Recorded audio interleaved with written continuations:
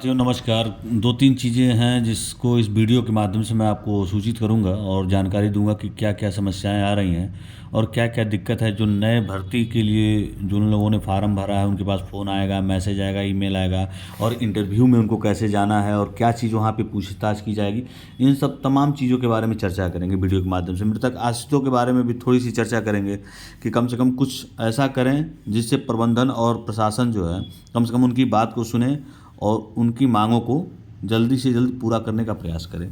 तीसरी बात, वेतन को लेकर बड़ी विषमता थी और कल वेतन आ गया है लगभग सभी जगहों पे, तो वेतन के लिए भी हमारे चालक प्रचालक बड़ी परेशान थे, तो उस पर भी थोड़ा सा चर्चा करेंगे। आइए वीडियो की शुरुआत करते हैं। मैं भी सवेरे शाम तक पता भाई साहब आप देखते होंगे 150 लोगों को, मैं देखता हूँ कम से कम 500 लोगों को। मैं आपसे मैं भी चालक हूँ और ऐसे कोई गाड़ी में घुसता नहीं है। जैसा समझे मैं भी चालक हूँ। मैडम तो ऐसे आपको हाथ भी नहीं उठाया। मैडम ऐसे आप ये बता, अब तुम चुप रहो। आप ये बता, मैडम चालक।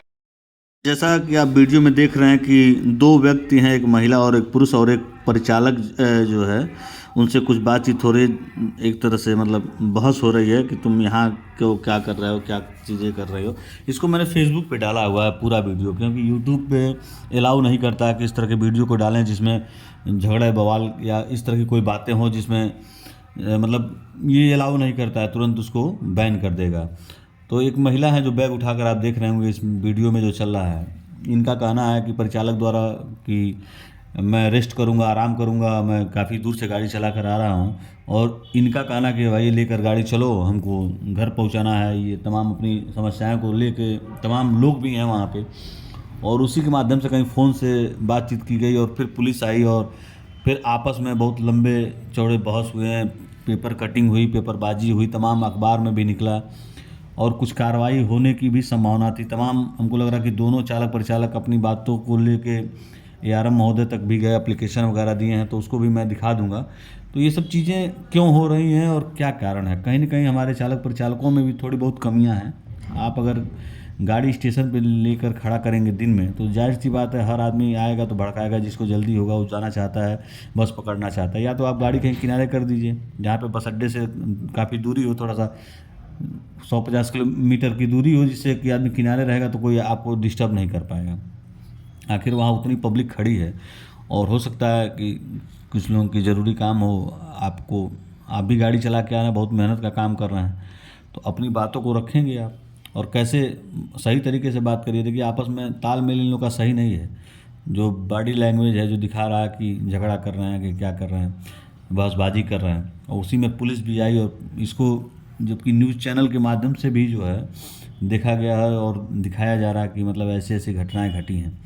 चलिए इसको छोड़ते हैं और आगे बात करते हैं तमाम चीज़ों के बारे में जिसके बारे में मैं वीडियो बनाना चाहता हूं, और जो वीडियो मुख्य रूप से उन लोगों के लिए है कि जो इस समय फार्म भरे हैं। जिन लोगों ने फार्म भरा हुआ है उनके लिए विशेष तौर पे मैं वीडियो डालना चाह रहा था कि उनको जानकारी हो, उनको इंटरव्यू में अगर बुलाया जा रहा है तो उनको क्या क्या डॉक्यूमेंट चाहिए और क्या क्या चीज़ें हैं और किस तारीख को किस जगह पहुंचना है। ये सारी डिटेल जो है आपको ईमेल के माध्यम से पता चल जाएगी, आपको व्हाट्सएप के माध्यम से आपको मैसेज आएगा आपके मोबाइल नंबर पर और ईमेल आएगा। हमको लग रहा है कि सबके पास लगभग जिनका सिलेक्शन हो गया है उनको ईमेल के माध्यम से सूचनाएँ मिल जाएंगी।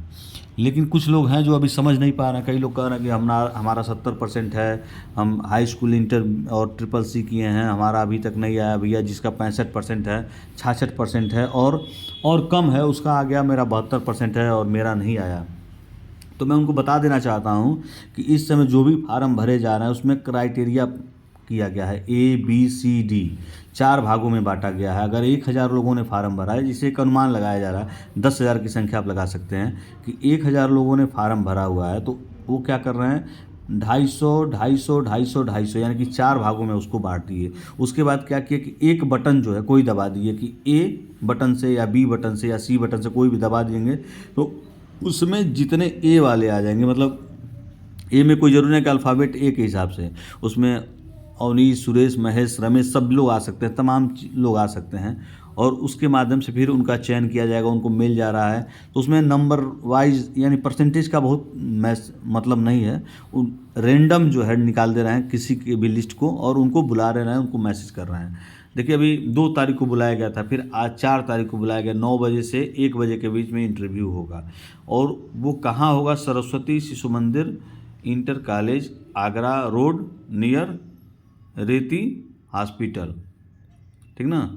तो ये एक एड्रेस है, आप देख सकते हैं स्क्रीन पे दिया हुआ है। इसी तरह का मैसेज आपको ईमेल पे आएगा और जिनको जाना पड़ेगा उसमें आप अपने जो भी डॉक्यूमेंट हैं, जैसे कि मान लीजिए हाई स्कूल का, इंटर का, फिर SSC का, ये सारा चीज़ लेकर जाएंगे और आपके साथ फ़ोटो भी चाहिए। तो ये सब सारी चीज़ें, और आपको फिर उसके बाद जो है 25,000 का क्या बोलते हैं DD भी जमा करना पड़ेगा। तो ये सब चीज़ें जानकारी आप ले लीजिए। और दूसरी चीज़ की, अगर परिचालक में जब आप भर्ती होंगे तो परिचालक लाइसेंस भी आपको चाहिए। तो उसके लिए मैंने ऑलरेडी वीडियो बनाया हुआ है, पीछे जाके आप देख सकते हैं। तो ये सारी बहुत सारे जो है हमारे वीडियो ऐसे हैं जो पुराने हैं और लेकिन पीछे मैंने बनाए हुए हैं, जिसको डिटेल में आप जाएंगे तो धीरे धीरे सारी चीज़ों को अच्छे से समझ पाएंगे। फिर अगर मान लीजिए भर्ती होते हैं तो ट्रेनिंग पीरियड क्या है, फिर आपको कितने दिन में मशीन मिल जाएगी, ये सब चलाने वाली, कैसे मशीन को चलाना है, कैसे टिकट बनाना है, इसके बारे में भी मैंने बताया हुआ है कई सारे वीडियो में। वीडियो लंबा हो जाएगा थोड़ा सा, क्योंकि अगर चर्चा करेंगे बहुत सारी चीज़ें हैं जो एक वीडियो में समाहित नहीं हो सकती हैं। तो अब छोटा छोटा वीडियो मैंने बना दिया है पहले से ही, आप जाके उसको देख सकते हैं। एक और इन लोग जो नए भर्ती वाले हमारे भाई हैं, उनको मन में एक शंका होगी कि हमने वेतन के लिए हमारा जो है कई जगह फार्म दिया हुआ है, जिसमें 12,000 दिया हुआ है, 14,000 दिया हुआ है, 16,000 दिया हुआ है, 15,000 दिया हुआ है। तो आप जान लीजिए कि इस समय अभी भी आप लोगों को ₹1.59 के हिसाब से वेतन की समस्या चल रही है, जबकि डिमांड हुआ है ₹1.75 के। और इस समय वर्तमान में जो संविदा की जो वेतन है वो ₹1.89 हो गया है। तो काफ़ी अंतर चल रहा है। इसमें बड़ा मतभेद भी है कि पेमेंट कंपनियां किस आधार पे करेंगी, इसको थोड़ा समझना पड़ेगा बड़े अच्छे तरीके से, तब जाके हम समझ पाएंगे कि वेतन को क्या है। चलिए फिर अगले वीडियो में आपसे मिलते हैं, तो फिर आपके बारे में और चर्चा करेंगे, तमाम चीज़ों के बारे में। और थोड़ा सा मृतक आश्रितों से मैं निवेदन करूंगा, आप लोग मेरे वीडियो को देखते हैं और तमाम मैसेज आपके आते हैं तो बड़ा अच्छा भी लगता है कि भाई कम से कम ये लोग जागरूक हैं और त्वरित हैं कि भाई चाहते हैं कि हमारा काम जो है जल्दी से जल्दी हो, परिवहन विभाग में हम ज्वाइन कर लें। लेकिन मैं आपसे निवेदन करूंगा कि मैं चाहता हूं कि आप एक दिन निर्धारित कर लीजिए कि आज मान लीजिए आज जैसे कि 3 तारीख है, तो आप तय कर लीजिए भाई हम हर महीने की 10 तारीख को MD महोदय को, परिवहन मंत्री को, मुख्यमंत्री को, या तो ट्विटर पे जाके हम इनको अपनी बातों को रखेंगे या स्पीड पोस्ट के माध्यम से हम इनको भेजेंगे। क्योंकि देखिए हमारे जानने पहचानने वाले बहुत सारे लड़के हैं जो मृतक आश्रित हैं और जो हमसे संपर्क में भी हैं। मैं उनसे कहता हूं कि भाई कितना आपका खर्चा होगा, मुश्किल से, अगर आजकल ट्विटर सब लोग चलाते हैं, आप उस पर ट्रेंडिंग में डालिए थोड़ा सा। मैं वीडियो बना रहा हूँ आपके लिए, कम से कम इन्हीं वीडियो को अगर डालेंगे कि भाई कम से कम मृतक आश्रितों के बारे में, जो परिवहन विभाग के मृतक आश्रित हैं उनके बारे में चर्चा तो हो रही है, लेकिन हैं भाई आपकी संख्या 100 है, 1000 है, 800 है, 500 है, 200 है, कम से कम बहुत सारे ऐसे साथी हैं जो घर पे बैठे हैं। मैं तो ये भी निवेदन करूंगा कम से कम मृतक आश्रितों को संविदा पर ही नौकरी रख लिया जाए, कम से कम उनका जीविकोपार्जन तो चलेगा। अभी कुछ दिन पहले एक महिला हैं, उनसे हमारी बात हुई, वो बहुत परेशान थी, बता भी रही थी कि भाई भैया हमारे साथ ये दिक्कत है, छोटा बच्चा है और हम बहुत परेशान हैं, आर्थिक रूप से परेशान हैं। एक हमारे भाई हैं, उनसे हमारी बात हुई तो उनके द्वारा बताया गया कि अभी हमारे दोनों छोटे भाई बहन हैं, पढ़ाई कर रहे हैं और पैसे की दिक्कत है भैया, हम ही एक हैं जो बड़े हैं, थोड़ा सा कमाने की स्थिति में हैं, लेकिन हमारा भी उतनी अच्छी व्यवस्था नहीं हो पा रही है। और हम लोग के रोडवेज में एक और कमी है कि पेंशन कहिए या जो मृतक आश्रितों का जो पैसा आता है बहुत कम है, जिसके नाते परिस्थितियाँ महंगाई के हिसाब से बहुत दयनीय होती जा रही हैं। खर्चा नहीं मेंटेन कर पा रहे हैं लोग और तमाम चीज़ों को लेकर बार बार ये अपनी समस्याओं को रखते हैं। लेकिन हम भी सुनकर क्या कर सकते हैं, सुनने के अलावा भाई मदद तो आदमी कर नहीं पाएगा। और मदद करेगा कौन? जो रोडवेज के कर्मचारी हैं, जो रोडवेज के तमाम यूनियनों के नेता हैं, जैसे जिनका स्क्रीन पे आप फ़ोटो देख रहे हैं, इनके द्वारा भी बहुत प्रयास किया गया है और निरंतर प्रयास में लगे हुए हैं। मैं चाहता हूं कि जितने भी हमारे मृतक आश्रित भाई हैं, कम से कम अगर 1000 की संख्या में हैं, अगर 500 भी लोग मिलकर अगर केवल वीडियो को शेयर कर देंगे तो हो सकता है कि बहुत सारे लोगों तक जानकारी पहुंचे कि परिवहन विभाग में अच्छा खासा व्यवस्था है, चाहे तो कर सकते हैं और परिवहन विभाग को और मजबूत कर सकते हैं। क्योंकि हमारे कर्मचारियों की रिटायरमेंट की संख्या अत्यधिक होती जा रही है।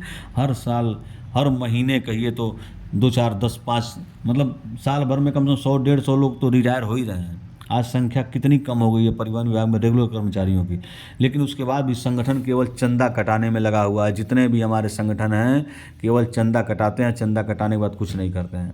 कम से कम आप लोग अगर मृतक आश्रितों को करेंगे तो ये आपकी ही संपत्ति है ना। संविदा वाले तो आज हैं, कल रहेंगे, परसों नहीं रहेंगे, कोई जानता नहीं, इनका तो भाई कोई भरोसा नहीं। लेकिन रेगुलर कर्मचारी रहेंगे तो कम से कम परिवहन विभाग तो बचा रहेगा। हमारे चालकों की संख्या कम होती जा रही है। कम से कम जितने संविदा पे चालक हैं उन्हीं को भर्ती कर दीजिए, रेगुलर कर दीजिए। देखिए आज परिवहन निगम कहाँ से कहाँ चला जाए, हमेशा फ़ायदे में रहता है। परिवहन निगम कभी भी घाटे में नहीं है। आज नई नई बसें आई हैं, अच्छा खासा इनकम देने, सारी व्यवस्थाएं मिल रही हैं। परिवहन विभाग को अच्छी अच्छी सुविधाएं मिल रही हैं। बस स्टेशन सौंदर्यीकरण के लिए पैसा आ रहा है, तमाम चीज़ों के लिए अयोध्या धाम में तमाम गाड़ियां चल रही हैं, तमाम व्यवस्थाएं बन रही हैं। लेकिन अगर ये केवल कर्मचारियों पे ध्यान दे दे, पिछले महीने का तनख्वाह नहीं आया तो सारे कर्मचारियों में बहुत नाराज़गी थी। कोहरे के समय इस समय गाड़ियाँ चल रही हैं, सीजन नहीं है उसके बाद भी गाड़ियाँ चल रही हैं। सारी व्यवस्था परिवहन विभाग में छोटे से छोटे कर्मचारी लगे हुए हैं कि परिवहन विभाग को बचाया जाए, अच्छे से हम मेहनत करें, काम करें। लेकिन ऊपर के अधिकारी समझ में नहीं आ रहे कि क्या कैसे बैठे हैं, क्या कर रहे हैं। कम से कम उनको परिवहन विभाग में जितने भी हमारे साथी हैं उनको काम करना चाहिए, अच्छे से मेहनत करिए। हमारे ही तनख्वाह से, हमारे ही दाल रोटी और चाय पिलाने से आपका जीवन नहीं चलता है, हम भी जानते हैं, आप भी जानते हैं। लेकिन परिवहन विभाग रहेगा तभी सारी व्यवस्थाएँ हो पाएंगी। तो जितने हमारे मृतक आश्रित भाई हैं उनसे मैं निवेदन करूंगा कम से कम एक दिन निश्चित कर लीजिए आप लोग, चाहे कमेंट बॉक्स में आप आइए और एक दिन निश्चित करिए कि हम 8 तारीख को, 10 तारीख को हम परिवहन मंत्री को ट्वीट करेंगे, हम मुख्यमंत्री को ट्वीट करेंगे कि कम से कम जो भी मृतक आश्रित हैं परिवहन विभाग के उनको नियमित किया जाए, उनकी भर्ती जल्द से जल्द की जाए। इस पर हम अच्छा खासा काम कर सकते हैं। अगर मेहनत करेंगे तो ज़रूर हम ट्रेंडिंग में ला सकते हैं। हम भी और लोगों से बात करेंगे भाई कम से कम अगर इसको ट्रेंडिंग में लाया जाए तमाम चीज़। जैसे अभी एक स्कैम हुआ था जिसमें विवेक बिंद्रा ट्रेंडिंग करके और उनके सब्सक्राइबर कम हो गए, कुछ महेश्वरी जी ने किया। तो ये सब चीज़ें हैं, अगर हम चाहेंगे तो आगे बढ़ाकर और अपनी बातों को प्रमुखता से रख सकते हैं। रखने का तरीका आजकल सोशल मीडिया है, अभी जल्द ही चुनाव आने वाला है, तो हो सकता है कि अगर हम अपने जितने विधायक हैं, भाई हम जहाँ रहते हैं मान लीजिए 1000 लोग हैं अगर मृतक आश्रित में, तो अपने अपने क्षेत्र में जितने विधायक हैं उनसे कहिए, आप उनसे मिलिए, जाकर अपनी समस्याओं को रखिए कि एक लेटर दीजिए कि हम मृतक आश्रित 50 लोग हैं, 40 लोग हैं, 10 लोग हैं। आप इसको विधानसभा में एक मुद्दा बनाइए। आप जब सत्र चलता है उसमें मुद्दा बनाकर बोलिए कि हाँ रोडवेज के कर्मचारी जो हैं उनको जो भी मृतक आश्रित हैं उनको नियमित किया जाए। और 1 साल 2 साल की बात नहीं है, लगभग 5 साल होने जा रहा है, 6 साल होने जा रहा है। कोविड के पहले से लोग हैं, परेशान हैं। इसके साथ साथ मैं एक और चीज़ जोड़ूंगा कि अगर जो भी संविदा के लोग हैं उनके भी मृतक आश्रितों को कम से कम अगर कोई व्यवस्था मिल जाए परिवहन विभाग में तो एक अच्छी व्यवस्था हो सकती है। इसके बारे में अगर हम सोचेंगे तो हो सकता है जो काम करने वाले संविदा के साथी हैं, जो डरते डरते काम करते हैं, भागने का प्रयास करते हैं कि भाई हमारा तो जीवन जा ही रहा है, बच्चों का भी जीवन जाएगा, तो अगर इस तरह की कोई व्यवस्था हो तो इस पर भी काम किया जाए। जो हमारे बड़े नेता, बड़े संगठन के जो लोग हैं, कर्मचारी हैं, वो लोग इन चीज़ों को रख सकते हैं और अपनी बातों को कह सकते हैं अच्छे तरीके से। तो आइए चलिए ठीक है, अब ज़्यादा कुछ ना कहकर मैं कहूँगा कि जो भी चीज़ें हैं, अगर मेरी बातें अच्छी लगे तो ठीक है, नहीं लगे तो कोई बात नहीं है। लेकिन आप अपनी कमेंट बॉक्स में आइए और अपनी बातों को रखिए, फिर आपके मुद्दों को मैं अधिक से अधिक लोगों तक पहुंचाने का प्रयास करूंगा। धन्यवाद, नमस्कार। अवनीश त्रिपाठी।